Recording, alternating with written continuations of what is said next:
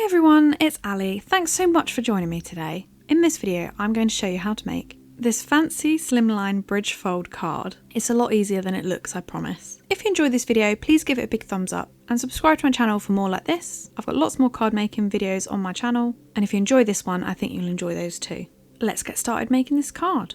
Now, I must confess, maths is really not my strong point, so if I'm ever making a new card shape for the first time, I like to make a mock-up of the card before I start. I just use some cheap cardstock and write all the measurements on it. Not only is this really helpful to get all of my mistakes out of the way early before I ruin all the nice cardstock, but it gives me something to refer to while I'm making the project. I've also written up all the measurements and instructions in my coordinating blog post, which you'll find the link to in the description box, so I hope that's helpful to some of you. So for this card base, we're going to be using Tonic's Brown Craft card. This is 280 GSM, so it's going to be nice and sturdy for my card base. And I know that my envelope I want to make this card for is 9.5 inches by 4 1/8 of an inch. My card needs to be 9.25 inches by 3 7/8 of an inch, just so it's got a little bit of space inside the card. So that will be the size of my finished card base, but I worked out that I need to add an extra 2 inches to the length of the card to account for the folds. So the final card base size is going to be 11.25 inches by 3 7/8 of an inch. So all of these measurements, like I said, will be in the coordinating blog post, so you don't need to remember these, don't worry. I could never remember the measurements. And then once I have cut the card base, I just need to do the score lines. So it's going to be 2 inches from one end and then an additional inch after that for a score line. I'm just going to flip it around the other way and do exactly the same. So 2 inch measured from the end and then another inch.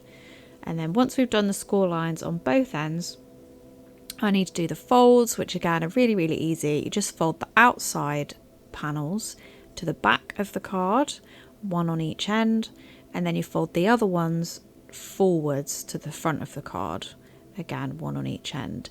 So it's really, really simple. Once you get this down, you can make a bridge card any size you like, and I'm actually going to do a video soon showing you how to make different sizes and shapes of bridge cards and how you can work out the measurements. And honestly, it's like really easy. I really struggle with working out the measurements, and once I'd figured out this hack, my mind was absolutely blown. So I can't wait to share it with you all and create some cool different shapes of bridge cards very soon. Now we've finished our card base, we can move on to cutting the panels. So I'm referring back to my template to figure out what size my panels need to be.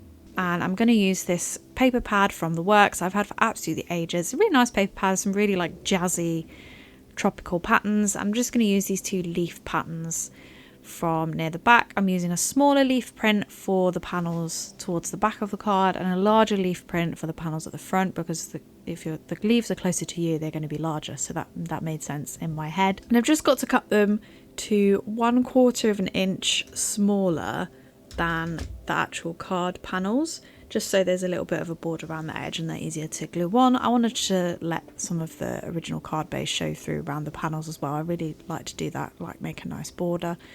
So I'm just trimming all of these panels to the right side, and then I'm going to attach them onto my card in a little bit. As I'm cutting each panel, I do like to check that I've cut it to the right size by holding it against my card base, because I don't have the best track record with measuring, so even when I'm using a trimmer like this, which makes it super, super easy to make sure that you're cutting it to the right size, sometimes I will just like work it out wrong and do it wrong. So I like to check as I go, rather than getting to the point where you're ready to adhere everything down and discovering, oops, cut that the complete wrong size and shape, having to go back and do it again. So I've cut all my 5 panels now, and I just need to adhere these onto the card with some adhesive. I'm using this Crafter's Companion glue runner adhesive roller thing, which I really liked. Unfortunately, as I was working on another video the other day, I actually broke it. I put too much pressure on it and it just basically fell apart inside. So clearly I don't know my own strength. Luckily I do have a big adhesive roller that you can refill. So I've just been using that instead, so it's not the end of the world. It's just a bit annoying that I crushed it with my brute strength. I've assembled the card with all the panels on, and now I'm going to move on to doing the stamping. I'm using this adorable little stamp set from Clearly Potted with these cute little jungle critter plushies, and they're just so cute. I am just going to stamp these using my stamping positioning tool and some Memento ink, like a really nice dark brown colour. Didn't want to use black just because I felt like having a little bit of a change. I've also stamped these on some quite textured cardstock. I think this is mixed media paper. I use this in quite a lot of my videos because I really like it for doing coloured pencil colouring on. I just much prefer paper with a bit of tooth. I know not everybody does for coloured pencil work, but I personally do. So that's why I've stamped it so many times, just to make sure that I get a really nice impression. So when you stamp on textured cardstock, it sometimes doesn't come out as well. So I'm using my fancy tool that my friend Gareth made me. Thank you, Gareth. I've been using that constantly. It's so handy. I'm just going to give a couple of these critters some little balloons to carry because they've got their hands sticking up, so it seemed to make sense. And it will just give a little bit more balance to the card because the giraffe's quite tall compared to the other critters. So I just thought it would make him seem a bit less like he was towering over everyone. So that's the balloons stamped and ready to go. I'll just join up the line later on when I colour in these. And I'm going to move on to some die cutting. I've got 2 different shades of dark green cardstock here. And I'm going to die cut them using these dies from my stash. They're like tropical leaves. I don't think I have the link for these anymore because they're off AliExpress. So I've had them for absolutely ages. But I think a lot of you will have something like this in your stash. You obviously don't have to use jungle tropical leaves.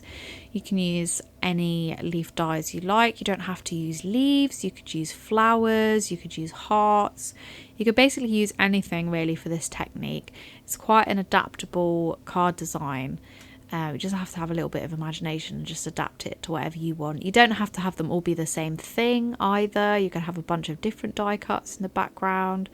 There's plenty of different things you could do. But I've gone for leaves with this particular card and I've gone with green, which is a classic. So I'm just going to die cut a load of those. I had no idea how many I would need. I didn't really think about it at this point. I just thought I'll cut lots of leaves and I'll just decide later if that's enough.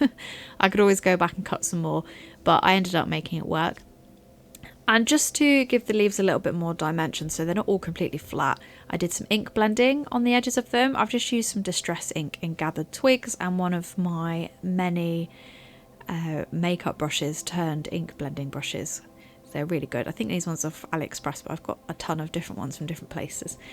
And I really liked how these leaves look when I'd finished. That's something I'd really encourage you to do. If you think your die cuts look a little bit flat or a bit boring, is to just blend some ink onto them. I've actually used brown here. I thought I was going to have to use green, but the greens I had were not really dark enough, so I went with the brown and it look like shadows. I think it's really nice. It just really adds something and gives a little bit more depth to your die cuts, so just add that little bit of ink blending on there. Now we're going to move on to the colouring in. So I'm using coloured pencils to colour in my stamps today. I don't use coloured pencils probably as much as I use alcohol markers, just because it takes a little bit longer to colour in with coloured pencils. I think I seem to have to do more layering, and maybe it's because I'm not as confident with them. But I really want to use coloured pencils today just because I haven't used them for a while, and as you can see from my box I've got quite a lot of coloured pencils. I've got a bigger set of Faber-Castell Polychromos, which is mostly what I've used for these, but there are a few other pencils in the mix. So there's a few Derwent pencils and a few from AliExpress. A while ago I bought a set of pastel coloured pencils from AliExpress, and they get mixed in now and then because I don't have a huge amount of pastels in my Faber-Castell set. And I'm just colouring these in. I tend to use coloured pencils in a similar way to the way I would use alcohol markers. So I'll put like a layer of the lighter colour down first and then add some of the darker colours and shading, and then go back and like try and blend them together. I'm not 100% sure if that is the way you're meant to use them, but that is just the way I use them. So as long as I'm happy with the result, I don't really mind.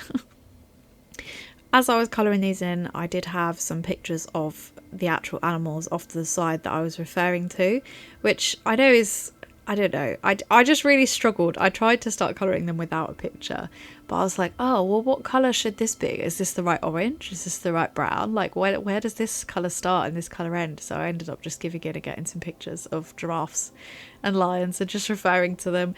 I've actually made this card for a little boy called Max, who it was his first birthday this week, and I know he is really into his jungle animals, and so is his mum. To be honest, this is more for his mum's benefit because he's like 1 year old. He's not going to really understand what a card is or why he's got one, so I just really wanted to make something fun for him and for his mum as well. So that's who this card is for. So that was another reason why I wanted to colour them in the correct colour that the animals would be in real life, because then it's easier for him to recognise them, rather than like a green and pink giraffe.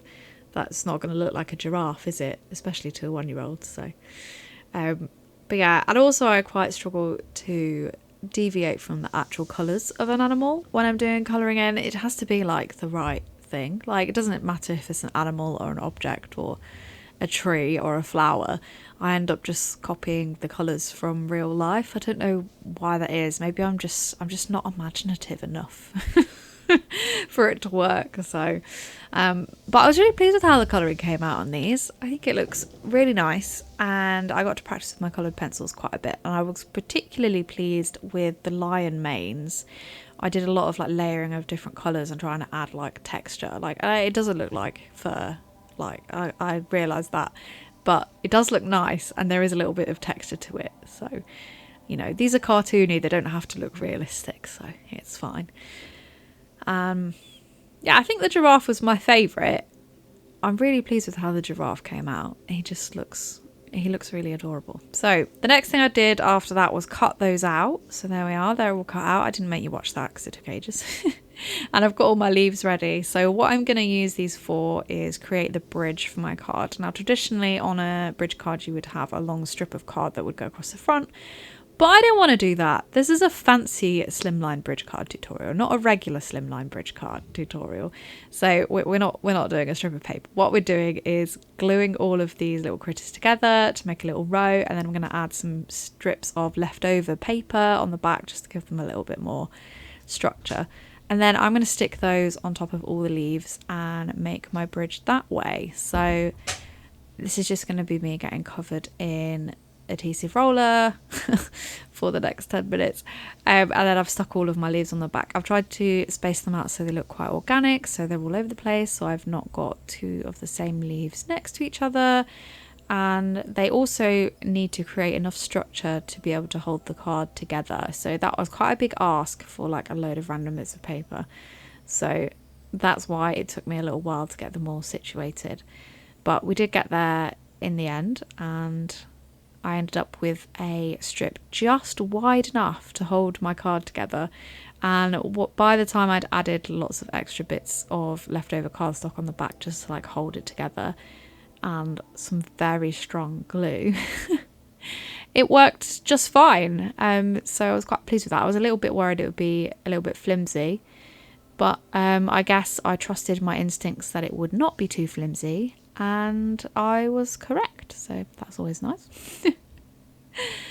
I really was pleased that I'd done all of that ink blending onto the leaves as well, because it really added something. They really looked more realistic and gave them a lot more dimension with the leaves. So now I've just got to stick it to the front of my card. I'm just going to add a little bit of cardstock behind it just to give it a little bit of extra structure. You can use green cardstock for this, or you could use more leaves. I didn't want to cut out more leaves because I'd done enough die cutting probably for the entire week. So I just used some leftover white cardstock that was lying on my desk, but you could of course use green and then you wouldn't be able to see it on the background. I wanted to add a sentiment on the front because originally I was going to add it on the back panel, but by the time I'd finished all those leaves and critters, I realised if I put something on the back panel, you're not going to be able to see it, are you? So I made myself a little sentiment label just to go on the front, in front of the animals, and I've stamped that in the same brown ink on the same craft cardstock, and I'm just going to trim it down until a nice little sentiment label. And then we're going to use my favourite little bargain gadget, which is this Crafter's Companion distressing tool, just to rough up the edges. This is really nice if you want to add a little bit more dimension to a piece of cardstock on your project, but you don't want to add like a ton of like foam tape to make it stand up. I mean, I use some foam tape behind here, okay. I do confess, but this is really gives it a little bit of extra detail that without distressing it wouldn't be there. So you do have to look close to be able to see it, but it is there, I promise. And the last thing I've got to do for this card is glue the bridge onto the card. So when you're putting the glue on, make sure that you don't put glue too far in so it gets on the actual inside of the card, because what will happen then is your card will get stuck together, which you don't want. So I usually wipe off any extra glue that is like hanging around in the back. And then you've just got to glue the other side. So you just have to fold your left hand flap flat as you stick it down, because that is how the card is going to be when it is in the envelope. So these cards do fold flat to go in the envelope, and then they stand up on their own once they're finished. So you'll be able to see in the pictures more how it is constructed. But yeah, that's it. That's everything I've got to share with you today. Thank you so much for watching. I really hope you enjoyed this video. If you did, don't forget to give it a big thumbs up before you go, and subscribe to my channel to support my future videos. I hope to see you back here on my channel again soon, and I'll talk to you in the comments. Bye!